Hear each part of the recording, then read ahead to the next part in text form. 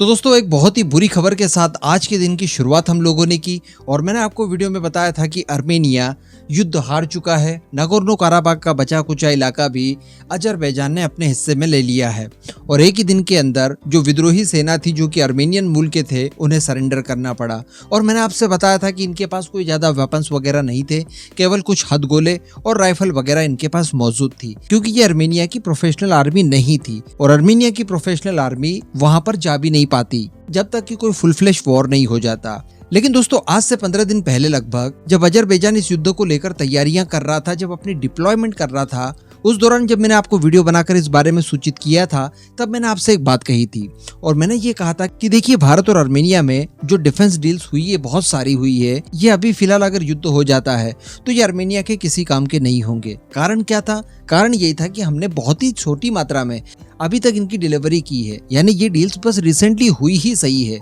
America से भी अगर हुई होती तब भी वो इतने कम समय में पूरी की पूरी डिलीवरी नहीं कर सकता था। तो यहाँ तो फिर भारत की बात है जहाँ पर इकोसिस्टम अभी प्रॉपर डेवलप नहीं किया गया है, तो थोड़ा सा समय लगेगा। तब तक आर्मेनिया को किसी भी परिस्थिति में इस युद्ध को रोके रखना है। उस समय आप में से कई लोगों ने मुझसे फिर क्रॉस क्वेश्चन भी किया कि जिस समय आर्मेनिया के साथ भारत के हथियारों की डील हो रही थी उस दौरान तो आप कह रहे थे कि ये हथियार बहुत काम के होंगे।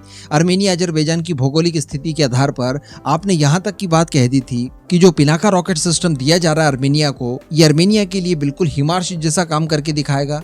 तो जी हाँ, बिल्कुल करके दिखाएगा, इसमें कोई दो मत है ही नहीं। भारत के सभी हथियार आर्मेनिया के लिए बहुत ज्यादा महत्वपूर्ण है, लेकिन वो डिलीवर्ड तो हो पहले। अभी तक तो इनकी डिलीवरी ही बराबर नहीं हुई है। जैसे रिसेंटली मैंने आपको बताया था कि केवल 6 यूनिट ATAGS डिलीवर्ड की गई है और 6 ATAGS की यूनिट के जरिए अजरबैजान को कोई फुल फ्लेश वॉर तो हराया नहीं जा सकता जब तक कि पूरी की पूरी 90 यूनिट डिलीवर्ड नहीं हो जाती। अब इसी को लेकर दोस्तों एक बहुत ही अच्छी खबर निकल कर आ रही है। ये जो युद्ध आर्मेनिया हारा है इसके बारे में आर्मेनिया को पता था। जी हाँ, सभी को पता था। जब हम लोगों ने इसको प्रेडिक्ट कर दिया था तो आर्मेनिया और बाकी के डिफेंस एक्सपर्ट्स तो आप छोड़ ही दीजिए। तो यही बताया जा रहा है कि आर्मेनिया फिलहाल अपनी युद्ध की तैयारियों को तेज कर रहा है, जिसमें भारत से लिए गए हथियार उसके पास नहीं आ जाते। कुछ और हथियारों की जो डील बीच में करनी थी ये जब तक नहीं हो जाती तब तक आर्मेनिया को धैर्य ही रखना है। इसके साथ साथ रिसेंटली मैंने आपको ये भी बताया था कि अमेरिका की फोर्सेस आर्मेनिया के अंदर गई है, युद्ध अभ्यास कर रही है। तो बताया ये जा रहा है कि इस बहाने आर्मेनिया की फोर्सेस को अमेरिकन फोर्सेस अपने गुर सिखा रही है, मूव सिखा रही है, युद्ध के लिए तैयार कर रही है उन्हें। तो अमेरिका भी कहीं ना कहीं पीछे से बैकिंग कर रहा है।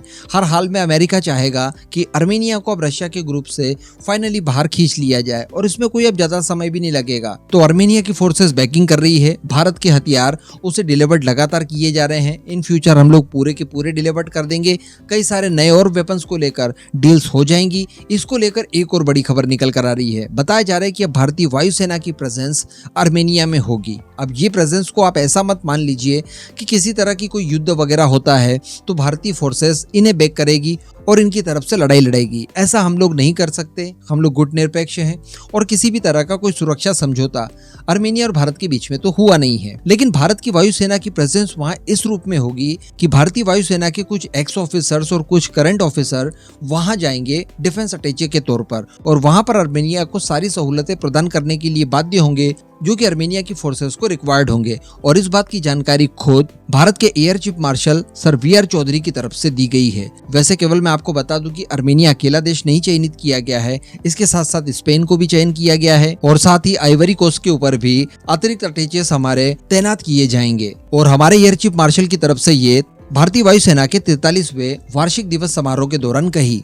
ये ठीक वैसी ही प्रेजेंस होगी जैसे कि इंडियन एयरफोर्स की प्रेजेंस अमेरिका के पैसिफिक एयर कमांड में मौजूद है, जो कि भारत और अमेरिका की वायुसेना के बीच में हुए समझौते के तहत है। आपको शायद याद ही होगा जून मंथ में अमेरिका और भारत की वायुसेना के बीच में कुछ समझौते हुए थे जिनके तहत एक दूसरे को इंटेलिजेंस वगैरह शेयर किया जाएगा और भी कई तरह की मदद की जाएगी। उसी के तहत ये डिप्लॉयमेंट की गई है।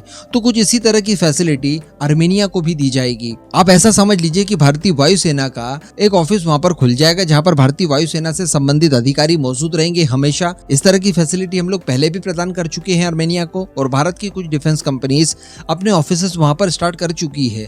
तो आर्मेनिया की रिक्वायरमेंट के आधार पर जो भी हथियार उन्हें चाहिए होंगे वो उन्हें डिलीवर्ड किए जाएंगे। और आर्मेनिया की भी ये स्ट्रैटेजी का एक हिस्सा है कि आर्मेनियन एयरफोर्स के पास जो भी कमियां इस समय महसूस की जा रही है उन्हें पूरा करने के लिए भारत बाध्य है, जिसमें भारत को जवाबदारी ये मिली है कि वो आर्मेनिया की वायुसेना को अपग्रेड करे। अपग्रेड करने के लिए पहले भी हम लोग बता चुके हैं आपको, अभी भी आप शॉर्ट में जान लीजिए कि हो सकता है कि इन्हें तेजस फाइटर जेट ऑफर किए जाएं, ये उसके लिए बेहतरीन ऑप्शन रहेगा। इसके साथ साथ आर्मेनिया के पास कुछ की संख्या में Su-30 मौजूद है, तो उन Su-30 को भी अपग्रेड किया जाना है, वो भी भारत कर सकता है, करेगा। और अपग्रेडेशन के प्लान में भारतीय कई सारे सबसिस्टम्स जो कि एवियोनिक्स और अलग अलग सिचुएशनल अवेयरनेस को बढ़ाने वाले तंत्र होंगे वो इंटीग्रेट किए जाएंगे, और साथ ही वेपन पैकेज भी सप्लाई किया जाएगा, जिसमें अस्त्रा मिसाइल को आप काउंट कर सकते हैं, ब्रह्मोस हो सकती है इन फ्यूचर, या फिर हमारी रुद्रम एंटी रेडिएशन मिसाइल है। तो इस तरह के वेपन्स वगैरह आर्मेनिया भारत से बड़ी आसानी से खरीद वगैरह ले, इसीलिए ये ऑफिस आर्मेनिया के अंदर खोला जाएगा। तो कहा जा सकता है कि इस युद्ध को तो वैसे भी हारना था और वो हार ही चुका है, लेकिन लाचिन कॉरिडोर जिसको लेकर संभवतः इन फ्यूचर अजरबैजान दोबारा से लौट कर आएगा और एक बड़ा अटैक करेगा, एक बड़े युद्ध को लड़ेगा। उस युद्ध के शुरू होने से पहले पहले आर्मेनिया अपनी जमीन बनाना चाहता है, जिसमें भारत उसका सबसे बड़ा मददगार होगा, और इसी के लिए ये प्लान भी एक्टिवेट किया गया है, जिसमें आर्मेनिया की मदद भारत के साथ साथ अब अमेरिका भी कर रहा है। ये काफी सुकून देने वाली खबर है इस बुरे समय में। बाकी इस पूरे मुद्दे पर आपका जो भी मानना हो नीचे कमेंट करके जरूर बताइएगा।